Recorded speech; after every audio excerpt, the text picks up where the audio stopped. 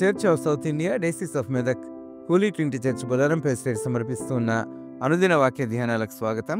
ఈ కార్యక్రమాల్ని వీక్షిస్తున్న సంఘ సభ్యులకు మరియు ప్రేక్షకులందరికీ మన పరివర్తన ద్వారా మనల్ని నిరంతరము కనికరించి క్షమించి మనకు తోడు నీడగా ఉండే మన ప్రియ రక్షకుడైన యేసుక్రీస్తు ప్రభుని శుభప్రదమైన నామమున మా ఆహ్వానాన్ని తెలియజేస్తున్నాం. యోనా గ్రంథంలోని మొదటి 2 అధ్యాయాల నుండి మన సంఘ సభ్యులు శ్రీమతి డారసీ ముల్కీ మధుకర్ గారు అందించిన సందేశాన్ని గత కార్యక్రమంలో మనం విన్నాం. యోనా గ్రంథంలోని తరువాతి 3-4 అధ్యాయాలలో నినివే పట్టణస్థులు పశ్చాత్తాపము నుండి దేవునిచే క్షమించబడిన సంఘటన ప్రస్తావించబడింది. The repentance of the people of the city of Nineveh అనే నేటి బైబిల్ సందేశాన్ని వారి ద్వారా వినక మునుపు ఈ భక్తి గీతాన్ని విందాం.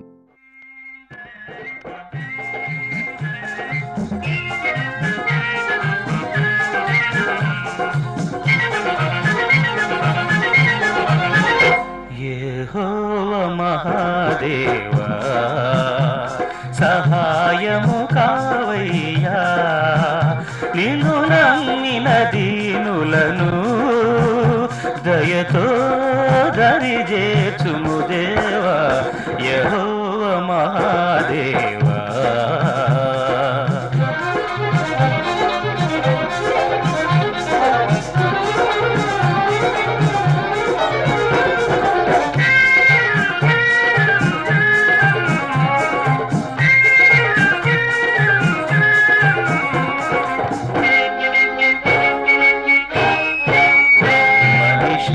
మనిషిని మరచి మనసును కలచి, మనిషిని మరచి మనసును కలచి, జగమే తనదని తలచే, జగమే తనదని తలచే, జనులుండే ఈ భూమిలో యెహోవా మహాదేవా.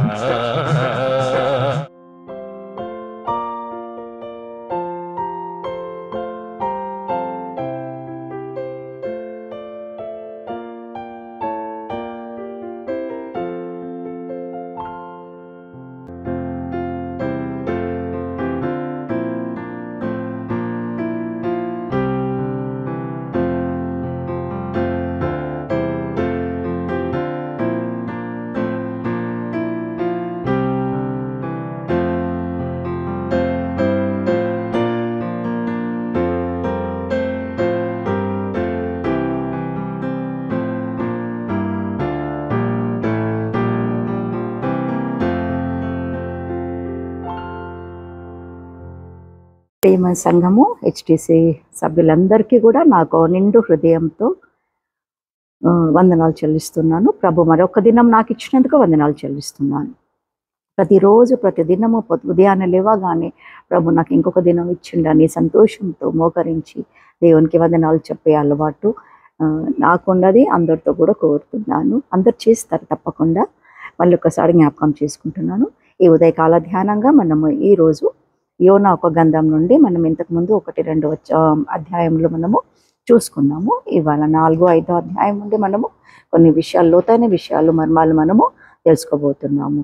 ఫస్ట్ 2 అధ్యాయాల నుంచి ఏం నేర్చుకున్నామనంటే, దేవుడు ఫస్ట్ ఆజ్ఞ ఇచ్చిండు, నినివే పట్టణానికి వెళ్ళమన్నాడు యోనాని. అక్కడి నుంచి తప్పించుకొని దేవునికి లోబడక వెళ్ళినందుకు తర్షీస్కి అక్కడ తుఫాన్ వచ్చి తనను అక్కడ పడేసి, సముద్రంలో పడేసి చేప మింగేసింది. అక్కడి నుండి ఆయన పశ్చాత్తాపడి బయటికి వచ్చాడు. 3వ అధ్యాయంలో మనం చూసినట్టయితే ఏమున్నది అని అంటే, యెహోవా యేసయ్య ఏం చేసిందనంటే, యోనాస్ ఇవాళ అంశం ఏంటిదనంటే మనకు Yonas anger and God's kindness. దేవుని యొక్క చాలా మనకి దయను చూపిస్తుంది అన్నమాట. యోనా యొక్క కోపము, దేవుని యొక్క కరుణ. ఈ యొక్క అంశం మీద మనము ఈరోజు ధ్యానించబోతున్నాము. ప్రభు ఇక్కడ మనం 3వ అధ్యాయంలో మనం చూసినట్టయితే యోనా గ్రంథంలో అంతటా యెహోవా వాక్కు 2వ మారు యోనాకు ప్రత్యక్షమై సెలవిచ్చిందేమనగా, నీవు లేచి నినివే మహాపురమునకు పోయి నేను నీకు తెలియజేయు సమాచారము దానికి ప్రకటన చేయుము. ఫస్ట్ అధ్యాయంలో కూడా ప్రభు ఏం చేసిందంటే యెహోవాకు అమితాయ్ కుమారుడైన యోనాకు ప్రత్యక్షం ఇలాగ సెలవిచ్చినాడు, నేను నినవే పట్టణస్తులో దోషము నా దృష్టికి ఘోరమైంది కాబట్టి నువ్వు వెళ్ళి అక్కడ పోయి దానికి దుర్గతి కలుగునని ప్రకటింపమని చెప్పాడు. రెండోసారి మనం ఏం చేస్తున్నాము ఇక్కడ అని అంటే ప్రత్యక్షమై సెలవిచ్చింది ఏమగా, నీవు లేచి నినవే మహాపురంకు పోయి నేను నీకు తెలియజేసిన సమాచారము దానికి ప్రకటన చేయుము. ఫస్ట్ అధ్యాయంలో థర్డ్ చాప్టర్లో కూడా ప్రభు మరొక్కసారి సెకండ్ ఛాన్స్, మన జీవితంలో కూడా దేవుడు ప్రభు ఎన్నో మార్లు మనకు సెకండ్ ఛాన్స్ ఇస్తున్నాడు. మనం బైబిల్లో చూసినట్టయితే దావీదుకి కూడా దేవుడు సెకండ్ ఛాన్స్ ఇచ్చాడు అనమాట. బత్షెబతోని చేసిన పాపంతోని ఆయనకు అక్కడి నుంచి విడుదల ఇచ్చి అక్కడి నుండి ప్రభు ఆయనను ఎంతో లేవనెత్తి ఆయన పశ్చాత్తాపడి ఇవాళ దేవుని రాజ్యంలో ఆయన సంతోషంగా ఉన్నాడు. శాంసన్ కూడా మనం చూసాము, ఆయన కూడా పడిపోయి మళ్ళీ రెండో మారు ఛాన్స్ దేవుని అడిగినప్పుడు ప్రభు ఆయనకి రెండో ఛాన్స్ ఇచ్చాడు. ఇంకా అడల్టరీ ఉమెన్, ఆ ఉమెన్కి కూడా దేవుడు ఇంకొక ఛాన్స్ ఇచ్చాడు. పేతురుకి కూడా రెండో ఛాన్స్ ఇచ్చాడు. అట్లా మన జీవితంలో కూడా ఎన్నో మార్లు మనకు దేవుడు మరీ ఛాన్సెస్ ఇస్తున్నాడు. పశ్చాత్తాపడి మళ్ళీ దేవుని రాజ్యానికి రా, ఎందుకంటే దేవునికి ఒక ఆత్మైనా నశించడము దేవునికి ఇష్టము లేదు. కాబట్టి దేవుడు మనల నుంచి కూడా అదే కోర్సు, సర్వలోకానికి వెళ్ళి సువార్త ప్రకటించము. ఒక ఆత్మ కూడా మనం నశింపకుండా ఒక్కొక్క సోల్ను మనం ఒక్కొక్క ఫలాన్ని మనము గ్యాదర్ చేయాలని ప్రభు యొక్క ఆశ. ఆయన మన నుంచి కోరింది అదొక్కటే, వెళ్ళి సుసమాచారము అందజేయమని. కానీ అది ఎంతవరకు మనం చేస్తున్నాం మన జీవితంలో మనమే పరీక్షించుకుందాము. ఈ 3వ అధ్యాయంలో మనం చూస్తున్నాము ప్రభు ఆయనకి ఇచ్చిన వాగ్దానం. మళ్ళీ యోనా అక్కడికి వెళ్ళి ఆ పట్టణానికి వెళ్ళి ఆయన ఏం చేసిందంటే ప్రభు ఇచ్చిన వాగ్దానాన్ని, ప్రభు ఇచ్చిన మాటని నెరవేరుస్తున్నాడు అనమాట. గొప్పదై 3 దినముల ప్రయాణము, ఆయన 1 దినం ప్రయాణం ముందు సంచరిస్తూ ఆ 40 దినములకు నిన్నవే పట్టణము నాశనమగునని ప్రకటన చేశాడన్నమాట. భయపడలేదు. ఫస్ట్ టైం భయపడ్డా? మనం చూసినట్టయితే భయము ఉంది, కోపం ఉంది ఆయనకి. కానీ దేవుడు తప్పకుండా వాళ్ళని ఎట్లయినా క్షమిస్తాడు అనేది ఒక ధీమా ఉంది.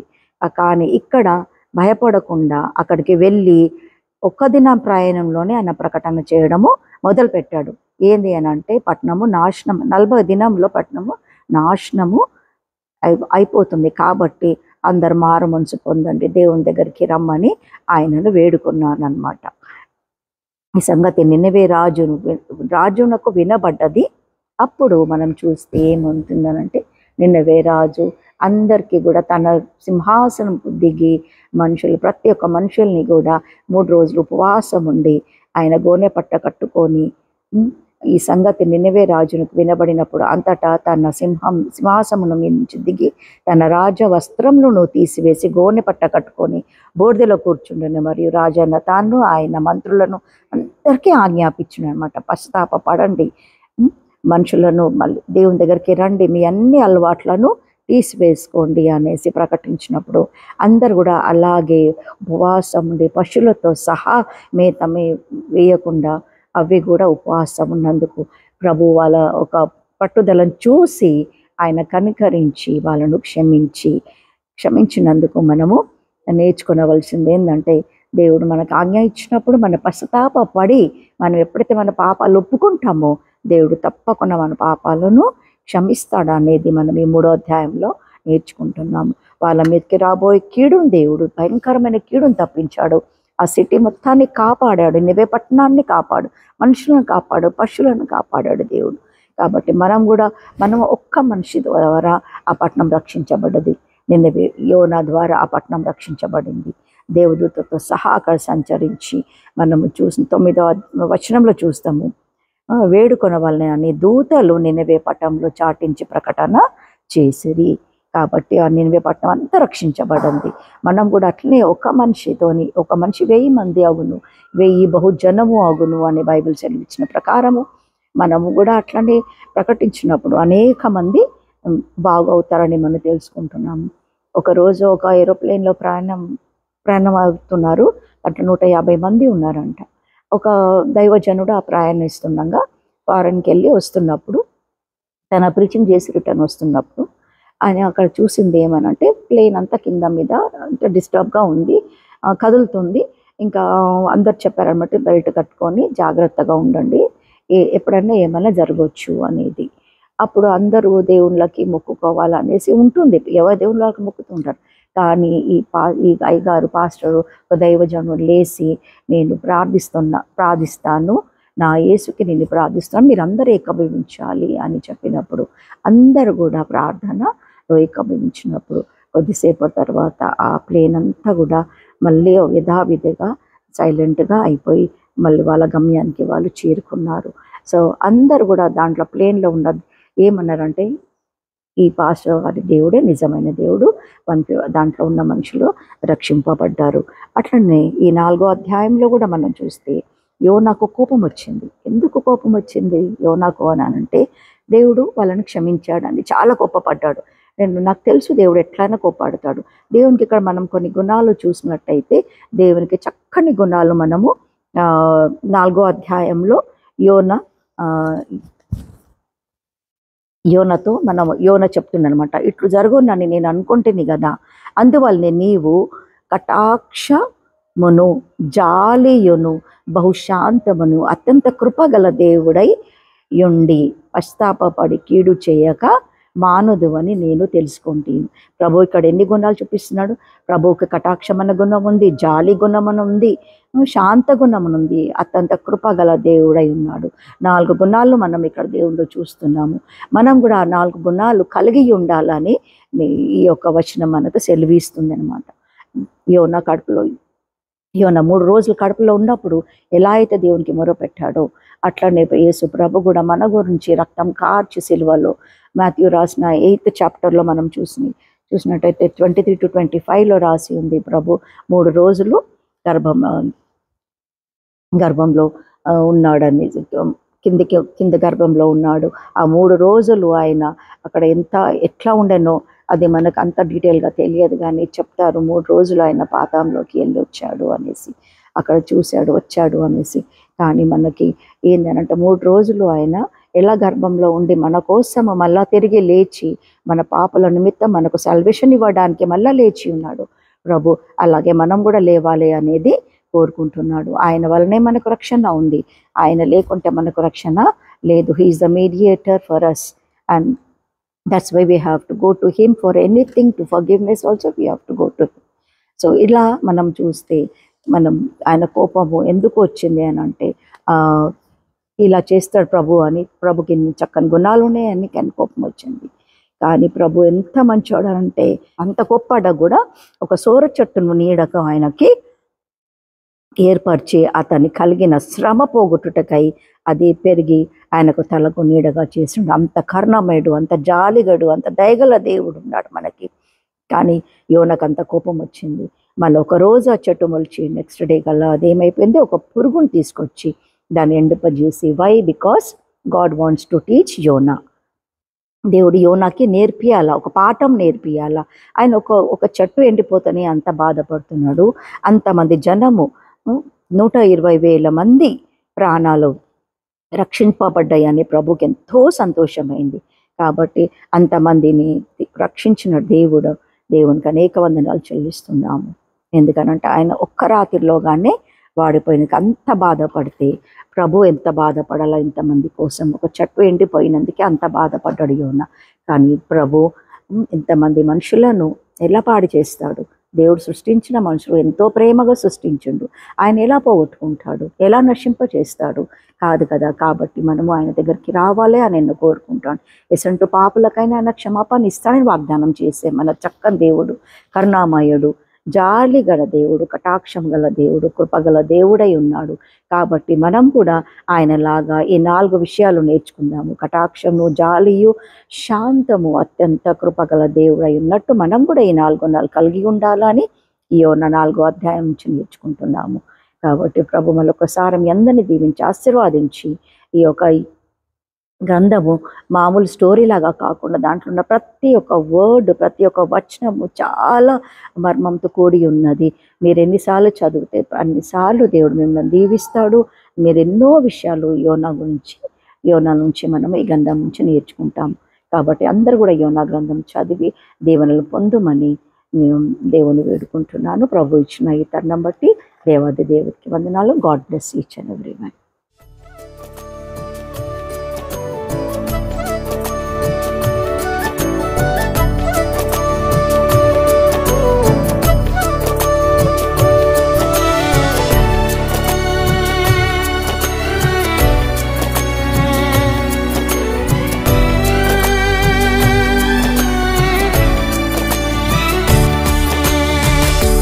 స్థిరపరచువాడవు బలపరచువాడవు పడిపోయిన చోటే నిలబెట్టువాడవు ఘనపరచువాడవు హెచ్చించువాడవు మా పక్షము నిలచి జయమిచ్చువాడవు స్థిరపరచువాడవు బలపరచువాడవు పడిపోయిన చోటే నిలబెట్టువాడవు ఘనపరచువాడవు హెచ్చించువాడవు మా పక్షము నిలచి జయమిచ్చువాడవు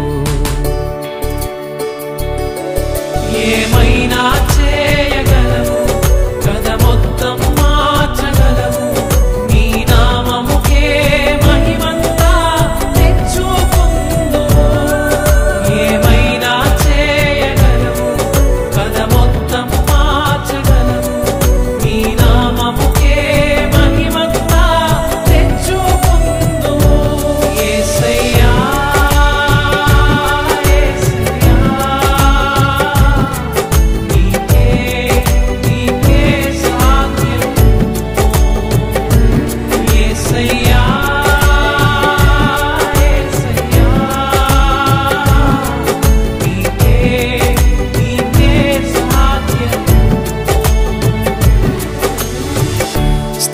స్థిరపరచువాడవు బలపరచువాడవు పడిపోయిన చోటే నిలబెట్టువాడు